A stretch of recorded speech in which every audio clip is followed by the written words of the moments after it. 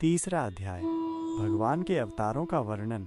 श्री सूत जी कहते हैं, सृष्टि के आदि में भगवान ने लोकों के निर्माण की इच्छा की। इच्छा होते ही उन्होंने महत्वत्व आदि से निष्पन्न पुरुष रूप ग्रहण किया। उसमें 10 इंद्रियां, 1 मन और 5 भूत, ये 16 कलाएं थीं।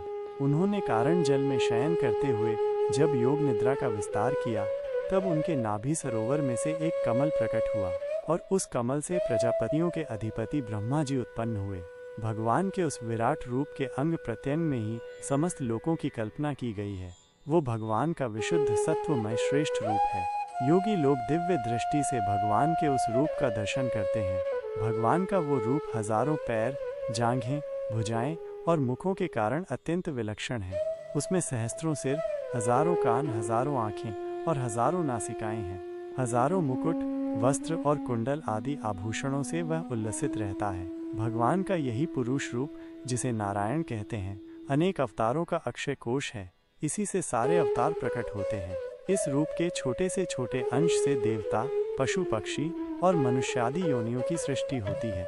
उन्हीं प्रभु ने पहले कौमार सर्ग में सनक, सनंदन, सनातन और सनत कुमार, इन 4 ब्राह्मणों के रूप में अवतार ग्रहण करके अत्यंत कठिन अखंड ब्रह्मचर्य का पालन किया।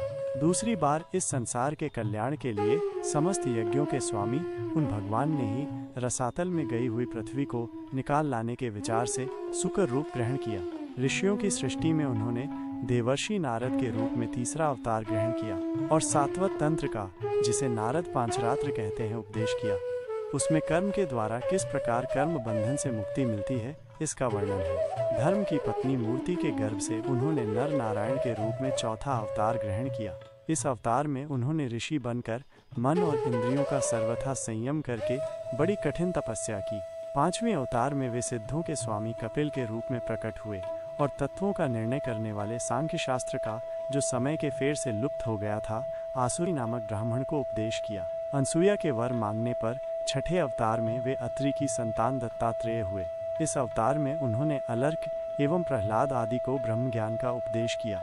7वीं बार रुचि प्रजापति की आकुति नामक पत्नी से यज्ञ के रूप में उन्होंने अवतार ग्रहण किया और अपने पुत्र याम आदि देवताओं के साथ स्वयंभू मनवंतर की रक्षा की। राजा नाभि की पत्नी मेरु देवी के गर्भ से ऋषभ देव के रूप में भगवान ने 8वां अवतार ग्रहण किया। इस रूप में उन्होंने परमहंसों का वो मार्ग, जो सभी आश्रमियों के लिए वंदनीय है, दिखाया। ऋषियों की प्रार्थना से 9वीं बार वे राजा पृथु के रूप में अवतीर्ण हुए। शौनक आदि ऋषियों, इस अवतार में उन्होंने पृथ्वी से समस्त औषधियों का दोहन किया था। इससे यह अवतार सबके लिए बड़ा ही कल्याणकारी हुआ। चाक्षुष मनवंतर के अंत में जब सारी त्रिलोकी समुद्र में डूब रही थी, तब उन्होंने मत्स्य के रूप में 10वां अवतार ग्रहण किया और पृथ्वी रूपी नौका पर बैठाकर अगले मनवंतर के अधिपति वैवस्वत मनु की रक्षा की। जिस समय देवता और दैत्य समुद्र मंथन कर रहे थे, उस समय 11वां अवतार धारण कर कच्छप रूप से भगवान ने मंदराचल को अपनी पीठ पर धारण किया। 12वीं बार धन्वंतरी के रूप में अमृत लेकर समुद्र से प्रकट हुए और 13वीं बार मोहिनी रूप धारण करके दैत्यों को मोहित करते हुए देवताओं को अमृत पिलाया। 14वें अवतार में उन्होंने नृसिंह रूप धारण किया और अत्यंत बलवान दैत्यराज हिरण्यकशिपु की छाती अपने नखों से अनायास इस प्रकार फाड़ डाली, जैसे चटाई बनाने वाला सींग को चीर डालता है। 15वीं बार वामन का रूप धारण करके भगवान दैत्यराज बलि के यज्ञ में गए। वे चाहते तो थे त्रिलोकी का राज्य, परंतु मांगी उन्होंने केवल 3 पग पृथ्वी। 16वें परशुराम अवतार में जब उन्होंने देखा कि राजा लोग ब्राह्मणों के द्रोही हो गए हैं, तब क्रोधित होकर उन्होंने पृथ्वी को 21 बार क्षत्रियों से शून्य कर दिया। इसके बाद 17वें अवतार में सत्यवती के गर्भ से पराशर जी के द्वारा वे व्यास के रूप में अवतीर्ण हुए। उस समय लोगों की समझ और धारण शक्ति कम देखकर आपने वेद रूप वृक्ष की कई शाखाएं बना दी। 18वीं बार देवताओं का कार्य संपन्न करने की इच्छा से उन्होंने राजा के रूप में रामावतार ग्रहण किया और सेतु बंधन, रावणवध आदि वीरतापूर्ण बहुत सी लीलाएं की। 19वें और 20वें अवतारों में उन्होंने यदुवंश में बलराम और श्री कृष्ण के नाम से प्रकट होकर पृथ्वी का भार उतारा। उसके बाद कलयुग आ जाने पर मगध देश बिहार में देवताओं के द्रोही दैत्यों को मोहित करने के लिए अंजन के पुत्र रूप में आपका बुद्ध अवतार होगा। इसके भी बहुत पीछे जब कलयुग का अंत समीप होगा और राजा लोग प्रायः लुटेरे हो जाएंगे, तब जगत के रक्षक भगवान विष्णुयश नामक ब्राह्मण के घर कल्कि रूप में अवतीर्ण होंगे। यहाँ 22 अवतारों की गणना की गई है, परंतु भगवान के 24 अवतार प्रसिद्ध हैं। कुछ विद्वान 24 की संख्या यों पूर्ण करते हैं। रामकृष्ण के अतिरिक्त 20 अवतार तो उपर्युक्त हैं ही, शेष 4 अवतार श्री कृष्ण के ही अंश हैं। स्वयं श्री कृष्ण तो पूर्ण परमेश्वर हैं, वे अवतार नहीं अवतारी हैं। अतः श्री कृष्ण को अवतारों की गणना में नहीं गिनते। उनके 4 अंश ये हैं, एक तो केश का अवतार, दूसरा सूतपा तथा प्रश्नि पर कृपा करने वाला अवतार, तीसरा संकर्षण बलराम और चौथा परब्रह्म। इस प्रकार इन 4 अवतारों से विशिष्ट 5वें साक्षात भगवान वासुदेव हैं। दूसरे विद्वान ऐसा मानते हैं कि 22 अवतार तो उपर्युक्त हैं ही, इनके अतिरिक्त 2 और हैं, हंस और हयग्रीव। शौनकादि ऋषियों जैसे अगाध सरोवर से हजारों छोटे छोटे नाले निकलते हैं, वैसे ही सत्व निधि भगवान श्री हरि के असंख्य अवतार हुआ करते हैं। ऋषि, मनु, देवता, प्रजापति, मनुपुत्र और जितने भी महान शक्तिशाली हैं, वे सब के सब भगवान के ही अंश हैं। ये सब अवतार तो भगवान के अंशावतार अथवा कलावतार हैं, परंतु भगवान श्री कृष्ण तो स्वयं भगवान अवतारी ही हैं। जब लोग दैत्यों के अत्याचार से व्याकुल हो उठते हैं, तब युग युग में अनेक रूप धारण करके भगवान उनकी रक्षा करते हैं।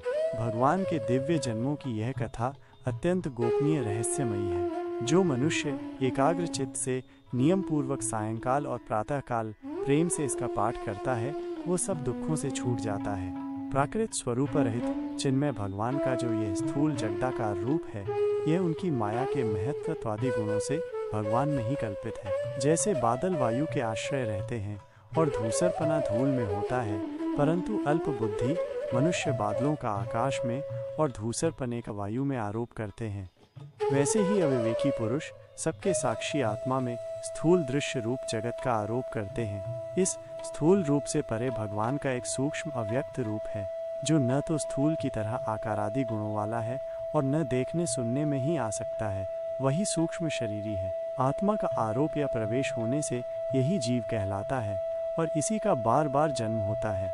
उपर्युक्त सूक्ष्म और स्थूल शरीर अविद्या से ही आत्मा में आरोपित हैं। जिस अवस्था में आत्म स्वरूप के ज्ञान से ये आरोप दूर हो जाता है, उसी समय ब्रह्म का साक्षात्कार होता है। तत्वज्ञानी लोग जानते हैं कि जिस समय ये बुद्धि रूपा परमेश्वर की माया निवृत्त हो जाती है, उस समय जीव परमानंदमय हो जाता है और अपनी स्वरूप महिमा में प्रतिष्ठित होता है। वास्तव में जिनके जन्म नहीं है और कर्म भी नहीं है, उन हृदयेश्वर भगवान के अप्राकृत जन्म और कर्मों का तत्वज्ञानी लोग इसी प्रकार वर्णन करते हैं, क्योंकि उनके जन्म और कर्म वेदों के अत्यंत गोपनीय रहस्य हैं। भगवान की लीला अमोघ है। वे लीला से ही इस संसार का सृजन, पालन और संहार करते हैं, किंतु इसमें आसक्त नहीं होते। प्राणियों के अंतःकरण में छिपे रहकर ज्ञानेंद्रिय और मन के नियंता के रूप में उनके विषयों को ग्रहण भी करते हैं, परंतु उनसे अलग रहते हैं। वे परम स्वतंत्र हैं, ये विषय कभी उन्हें लिप्त नहीं कर सकते। जैसे अनजान मनुष्य जादूगर अथवा नट के संकल्प और वचनों से की हुई करामात को नहीं समझ पाता, वैसे ही अपने संकल्प और वेदवाणी के द्वारा भगवान के प्रकट किए हुए इन नाना नाम और रूपों को तथा उनकी लीलाओं को कुबुद्धि जीव बहुत सी तर्क युक्तियों के द्वारा नहीं पहचान सकता। चक्रपाणी भगवान की शक्ति और पराक्रम अनंत हैं, उनकी कोई था नहीं पा सकता। वे सारे जगत के निर्माता होने पर भी उससे सर्वथा परे हैं। उनके स्वरूप को अथवा उनकी लीला के रहस्य को वही जान सकता है, जो नित्य निरंतर निष्कपट भाव से उनके चरण कमलों की दिव्य गंध का सेवन करता है, सेवा भाव से उनके चरणों का चिंतन करता रहता है। शौनकादि ऋषियों, आप लोग बड़े ही सौभाग्यशाली तथा धन्य हैं, जो इस जीवन में और विघ्न बाधाओं से भरे इस संसार में समस्त लोकों के स्वामी भगवान श्री कृष्ण से वो सर्वात्मक आत्मभाव, वो अनिर्वचनीय अनन्य प्रेम करते हैं, जिससे फिर इस जन्म मरण रूप संसार के भयंकर चक्र में नहीं पड़ना होता। भगवान वेद व्यास ने यह वेदों के समान भगवत चरित्र से परिपूर्ण भागवत नामक पुराण बनाया है। उन्होंने इस श्लाघनीय, कल्याणकारी और महान पुराण को लोगों के परम कल्याण के लिए अपने आत्मज्ञान शिरोमणि पुत्र को ग्रहण कराया।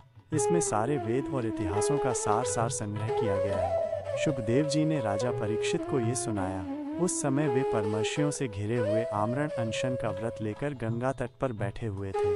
भगवान श्री कृष्ण जब धर्म, ज्ञान आदि के साथ अपने परम धाम को पधार गए, तब इस कलयुग में जो लोग अज्ञान रूपी अंधकार से अंधे हो रहे हैं, उनके लिए ये पुराण रूपी सूर्य इस समय प्रकट हुआ है। शौनकादि ऋषियों, जब महातेजस्वी श्री शुकदेव जी महाराज वहाँ इस पुराण की कथा कह रहे थे, तब मैं भी वहाँ बैठा था। वहीं मैंने उनकी कृपापूर्ण अनुमति से इसका अध्ययन किया। मेरा जैसा अध्ययन है और मेरी बुद्धि ने जिस प्रकार इसको ग्रहण किया है, उसी के अनुसार इसे मैं आप लोगों को सुनाऊंगा।